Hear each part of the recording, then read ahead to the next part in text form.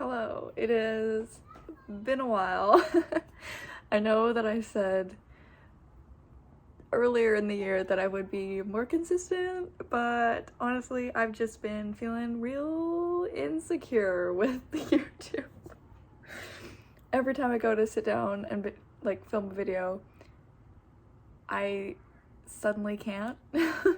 I get so anxious, or I will film a full video or half a video and just never post it, never finish editing it, never finish filming it. Like, the amount of vlogs that I've started and never finished is ridiculous. I'm working on it though. So this is the first video that I'm starting with, which is the 35 books that I've read so far this year, which is for January, February, March, and one book in April, because I've only read one book so far and it's the 18th. So I figured I'd just include that one book to make it an even 35. But yeah, this is just gonna be pretty rapid fire because there are 35 books. But I figured if I waited any longer, it would be such a long video for me to update you guys on what I've read so far this year. So yeah, let's get into it. Okay, so the first book that I finished this year was Finale, which is the finale of the Caraval series. I thought this was fantastic. I thought there was a great end to the series and made me want to go and read the other series that's like connected to the Caraval world. I thought that this was probably the best one in the series. This was definitely a series that it got better as the books went on. Even though I really loved the first Caraval book, I just as the books went on, I was like, oh, it just keeps getting better. It just got more and more fun. So yeah, I thought that was fantastic. Then I listened to the audiobook. Oh, I should mention Finale was also an audiobook. This next audiobook was The Sun Does Shine: How I Found Life and Freedom on Death Row, by Anthony Ray Hinton. I was very much in a nonfiction true crime kind of mood at the beginning of the year, and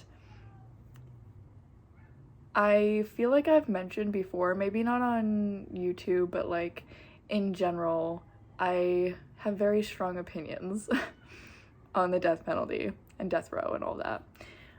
So this book just really solidified it for me because it's written by a man that was on death row for a crime he did not commit. And basically what his time on death row was like, what it was like to know he was innocent and know that he could be executed soon. That's crazy. And even how he interacted with the other death row inmates, including people that were guilty, and watching inmates come and go, because obviously they're on death row. Stuff happens. It's crazy. I thought it was very interesting and would highly recommend. Then I read The Inheritance Games by Jennifer Lynn Barnes. Immediate 5 stars. I went into this book thinking that it was fantasy, honestly, and that was my bad because the cover looks like fantasy. When you look at the cover, I will probably have the cover somewhere on the screen, you would not think just a mystery. This is not the vibe that I get personally, so I went in thinking that it was a fantasy, and I wasn't disappointed because I gave it 5 stars and I absolutely adored it, and I thought it was so much fun.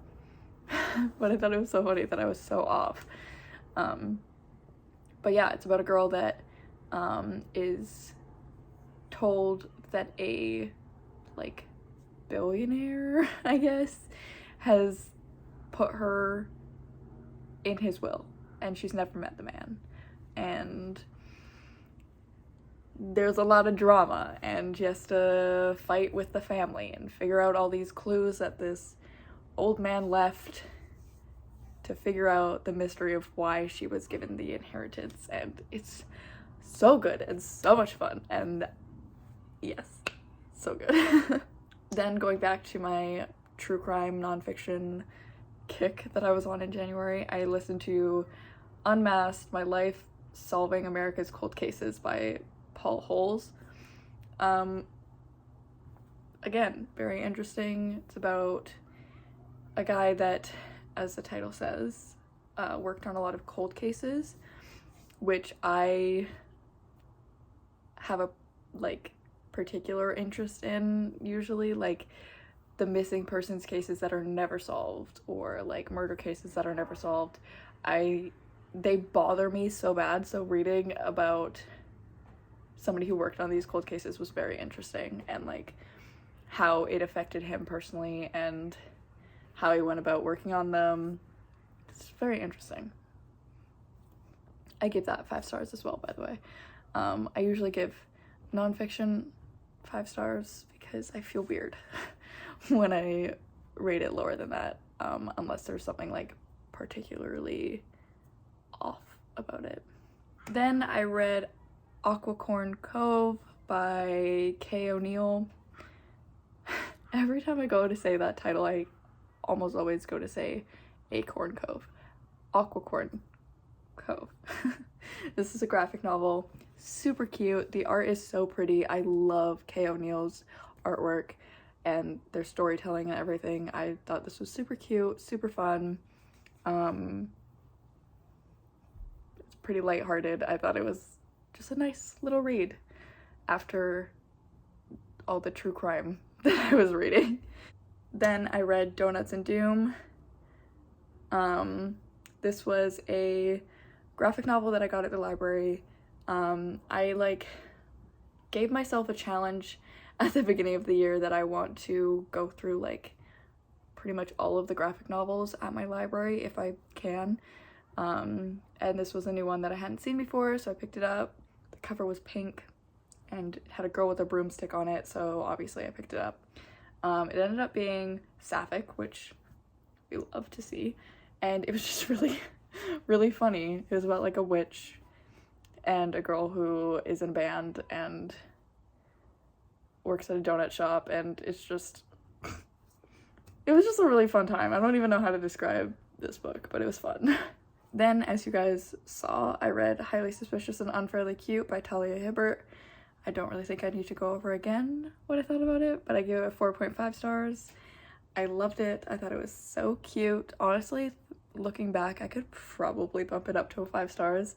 But yeah, Talia Hibbert literally never disappoints me. I will never be disappointed by any of the books that I read from Talia. Chef's kiss forever. Then I read The Severed Thread by Leslie Vedder, which is the second book to the Bone Spindle, and I was so excited because this was another arc. I got the arc for the Bone Spindle as well, so getting arcs for multiple books in a series is very exciting to me, and I had been waiting for this, but I thought that this was a duology.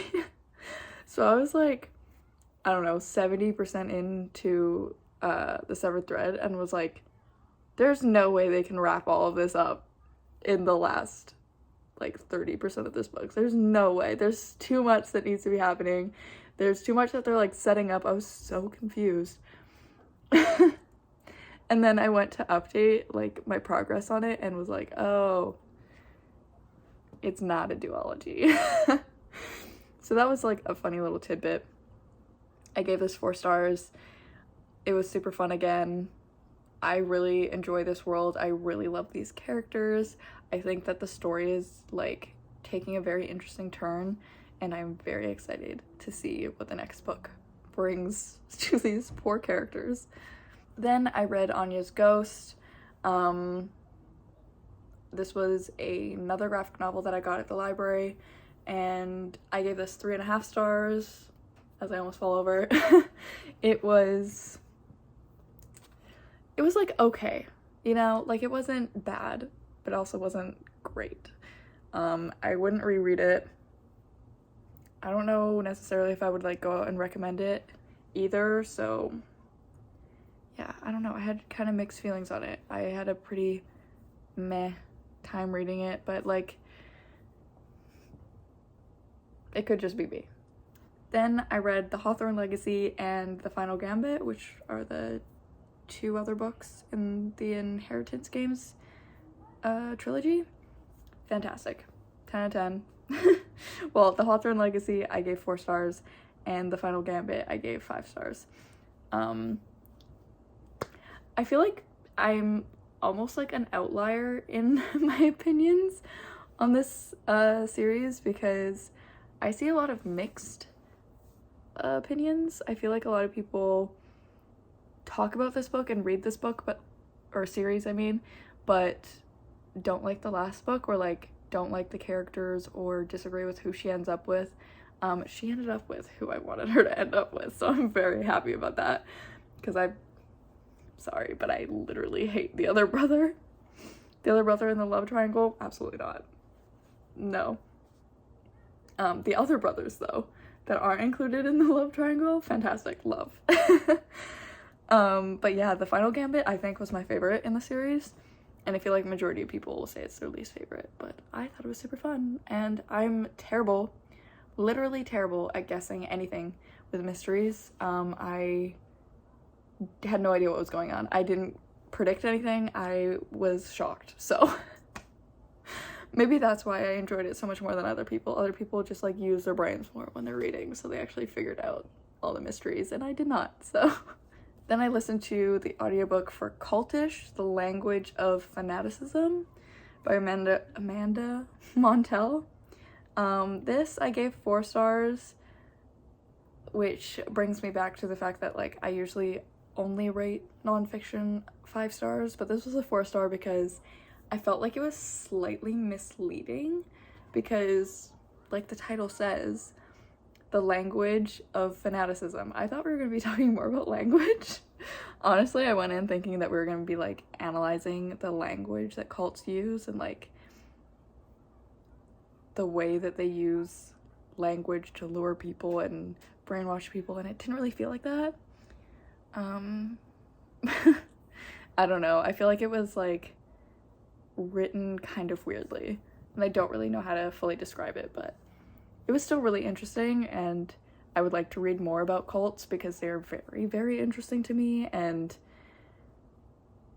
yeah, this just maybe wasn't the best first cult book for me to read. And then, so exciting, I listened to the audiobook for Babel by R.F. Kuang. I get it now.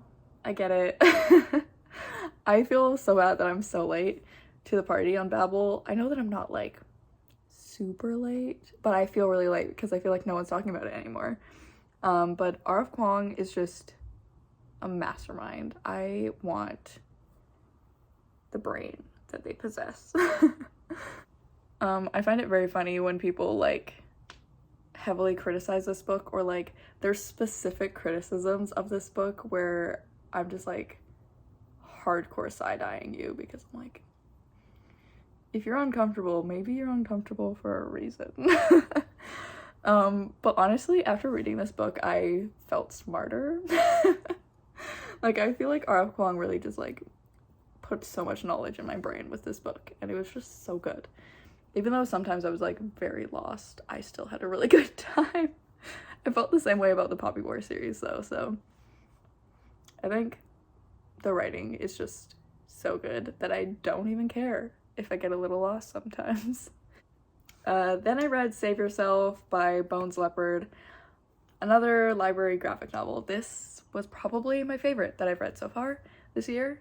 It was so good. It was so short, but so fun, and had so much representation in it. Like, so many queer representations, and also like different races, and also like neo-pronouns were used, and there's aliens, and there's action, and they packed so much in such a small little comic. But I loved it. I thought it was fantastic. I would highly recommend it. Then I read Blink by Christopher Sabella. This was an ARC that I got. Did not like it. I gave it a 3 stars. Looking back, I could probably give it a 2. If I'm being really honest, I always feel really bad giving anything lower than a 3, but realistically, I think it was a 2 star for me. Again, I don't even know how to describe what this book is about.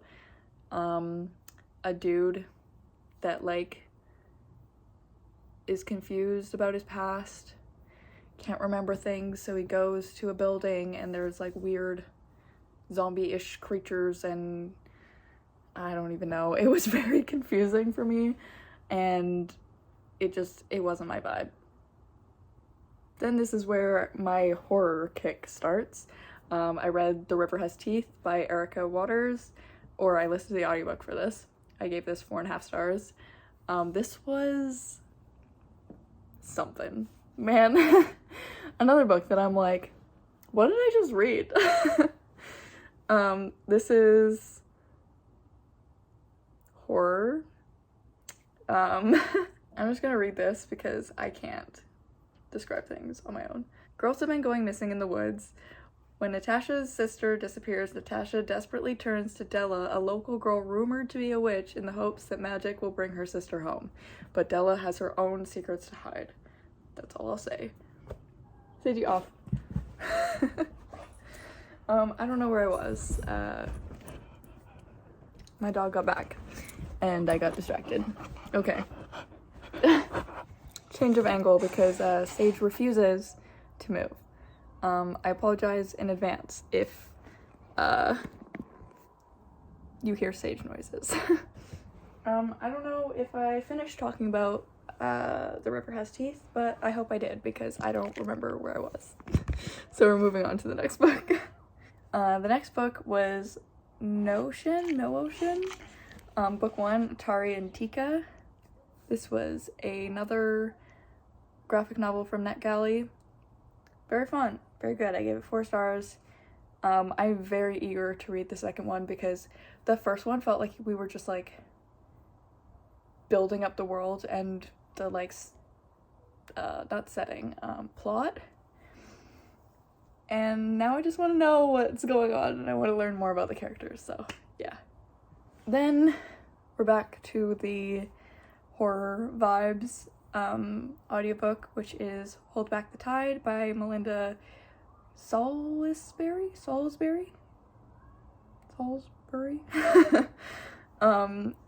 Again, fantastic. It was 4 stars. The audiobook narrator was like Scottish or Irish, and that made it so much more enjoyable. I swear to God, when audiobook narrators have accents like that, I just like, I don't want to stop listening, so I just read them so fast. This book was about, what even was this book about? It was about creatures that are terrorizing a little village. And the main character figuring out things about these creatures. That's about as much as I can say. I went in completely blind, just knowing that it was a horror book, and I think that that's the best way to go in, so that's all you really need to know. Then I read volumes 1 and 2 of Goblin Slayer, which is a manga that I found at the library, which was something. I read these in my last video, I believe, the vlog that I did. Honestly, this is a little bit too graphic for me. There was a lot of non-consensual sexual things happening with the goblins and humans, and it was a lot and very gory, and I was not having a good time. I was planning on continuing, decided not to. Then I read The Memory Eater by Rebecca Mahoney. This was another arc. I gave this 5 stars. I'm clearly having a pretty good year when it comes to my ratings. This was... Can you stop? What is she doing? Oh my god, she's driving me crazy. I'm so sorry. But anyways, this book was really, really good. I really liked it. It was about a girl whose family, their job is to like keep this creature captive in a cave. As the title says, she is a memory eater, and they have created a business around this. People can go and get unwanted memories eaten so that the memory eater herself can stay fed, but she's not going around terrorizing people and stealing all their memories. And then chaos ensues. Chaos happens from there. I thought it was really good. I really liked all the characters. I just had a very fun time with this one. I would really like to get a physical copy. Then I hopped on the bandwagon and listened to the audiobook for Legends and Lattes by Travis Baldree. I gave this 4 stars because I can see why everyone loves it. I had no actual real complaints, but I don't think this was for me, unfortunately. I think even though I feel like I am very much a character-driven person, and I feel like since not a ton happened plot-wise, this would be considered a character-driven book, I'm realizing that I also need plot. When it comes to fantasy and stuff, I feel like I need those action scenes or literally anything happening that isn't just running a cafe. So, and then I read Amari and the Great Game, which is the second book in the Supernatural Investigations series by B.B. Alston. Fantastic. 4.25 stars. I loved Amari and the Night Brothers. That was probably my all-time favorite middle grade book that I've read so far.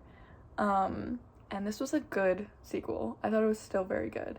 I still love Amari. I love the new friendships that were formed in this one. I love the action, the mystery that was going on. I just had a very fun time. And because of this book, I then read a lot of middle grade. So the next book I read, or in this case listened to, was Thanks a Lot Universe by Chad Lucas. 5 stars. I really was doing very well this year so far. But this is a middle grade novel about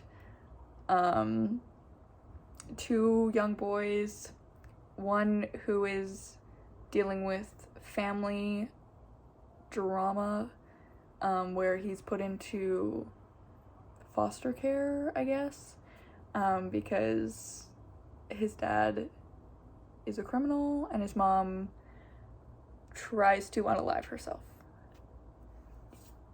Very dramatic. I did not expect as heavy topics in this book, especially based on just the cover.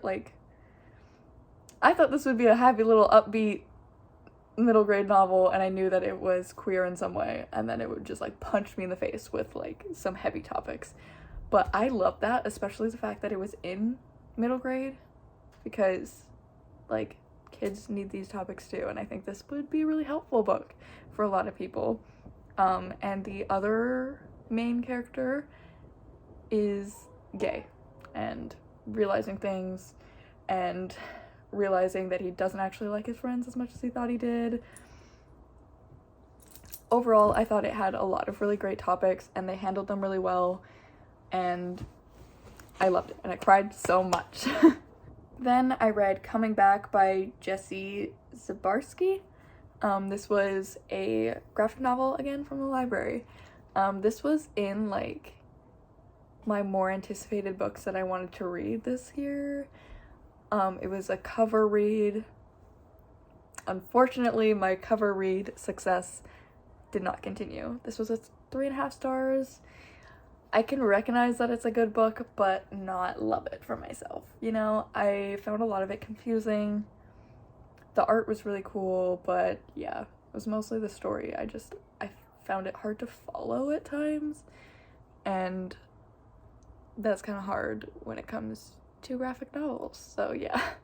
Then this is where I started the Trans Rights Readathon, which hopefully you guys all participated in. It was super fun. I had a really good time. I don't participate in a lot of readathons, but this made me want to be part of more. So yeah, I read I Wish You All the Best by Mason Deaver first. Why did I wait so long to read this book? Mason Deaver, new favorite author, I think. Immediately in my favorite author list because I love this so much. I gave it 5 stars. As a non-binary person, I don't even think I can talk about it. I can feel that I'm gonna cry if I keep talking about it. I just felt very seen by this book, despite the fact that, like, the characters aren't going through the exact same things that I have, because the main character gets kicked out of their house at the beginning of the book, and it's them basically navigating, realizing that you're non-binary, and then having your world turn upside down, and then, like, navigating everything all at once. It hit something in my heart, and I loved it so much. Then I read all 4 volumes of Heartstopper. Of course, all 4 are 5-star reads. I don't think I need to explain what Heartstopper is about. You should already know. If you don't, go read them. Then I read Chaos and Flame by Tessa Gratton and Justina Ireland. This was an arc. I loved it. I went in knowing nothing, but I loved it. They could not have picked a better title for this book. It is pure chaos. Like, if any book could be described as being just, like, chaotic, this book is that. And I mean that in the best possible way. Like, I had so much fun reading this. I was so invested in all the characters, and, like, I could never figure out whether characters were good or bad, which I love. And the main character is just so cool, and I'm very excited to see where the story goes with her. And just, I'm very excited for the next books in the series. I need it now, and the fact that I got this as an arc kind of makes me sad, because now I have to wait even longer for the next book, but it's fine. Then I met another new favorite author. This is the only book I've read by them, but I will be reading all of their books now. I read Heart Haunt Havoc. I don't know how to pronounce the name. I'm gonna look it up right now. I think that they have a pronunciation thing. Freddy's Moon? I hope that that's correct. I'm looking at what it says on their website, but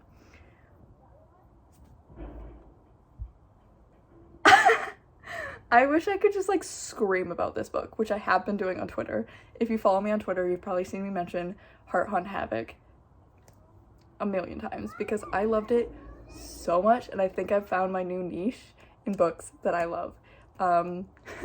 If you have any queer horror books that center around religion, give it to me right now. It's so good. Oh my god. It was, like, the perfect amount of spooky. It was the perfect amount of spicy, because I'm not somebody that loves spice, but I know that the rest of Freddy's books are more spicy from what I've seen. I don't even care. I'm willing to read the spice to read more from this author. But yeah, this book was about a, like, what did he describe himself as? I don't remember how he described himself, but he's somebody that, like, comes and, like, cleanses houses and stuff. He works with, like, the supernatural, does, like, exorcisms, that kind of thing. Comes to cleanse a house, and the person living there has a whole lot of secrets that get unveiled, and it was so good. Oh my god. Like, I cannot stop thinking about this book, and I want everyone to read it right now. So, if you like queer books, if you like trans rep, if you like spice, but, like, not too much spice, if you like horror, if you like horror around religion, pick up this book, please. Then I read The Feeling of Falling in Love by Mason Deaver, because I needed to read another Mason Deaver book, and this one was also a 5 stars. I was really on a roll the last few months. I I'm reading a lot of 5-star reads. But this was so good.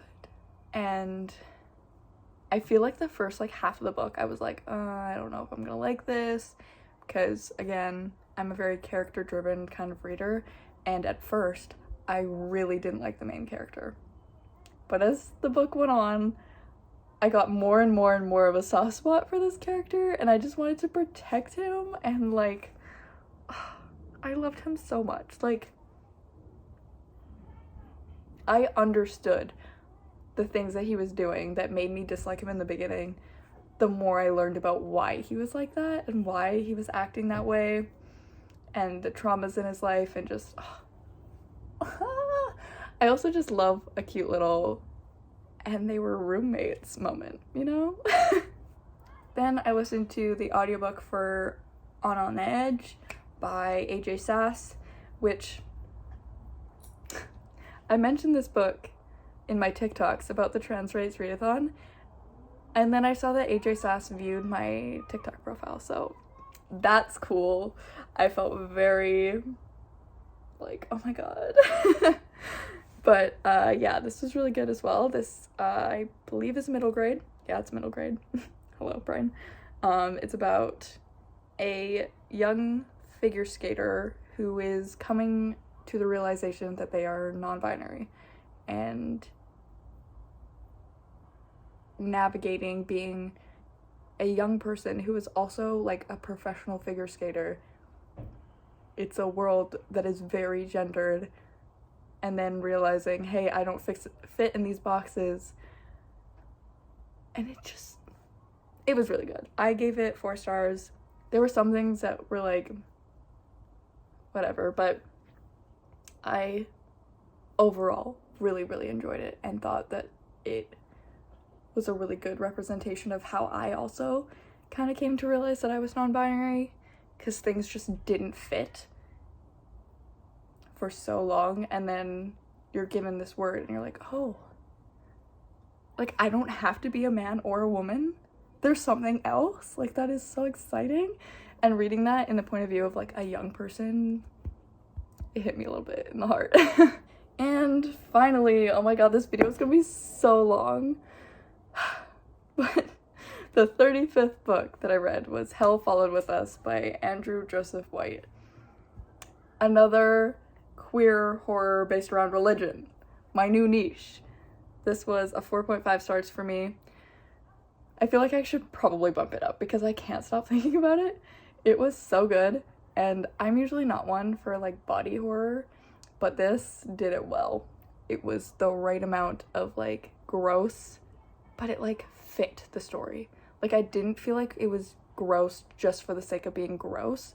Like, I felt like it actually added to the story, and the characters were really interesting. The story was so cool. I was so invested. Anyways, fantastic. Highly recommend. Okay, that is all 35 books that I read in the first 3 and a bit months of the year. This video is so incredibly long that I apologize, and I doubt any of you have made it to the end, but if you have, thank you so much. This is me making up for the fact that I lied and didn't come back to YouTube properly. But yeah, I've had a really good reading year so far, and I hope that it continues to be good. Stays with some like 4 and 5 star reads, and yeah, I will continue to update you and hopefully do some more vlogs, because that is really what I want to be doing.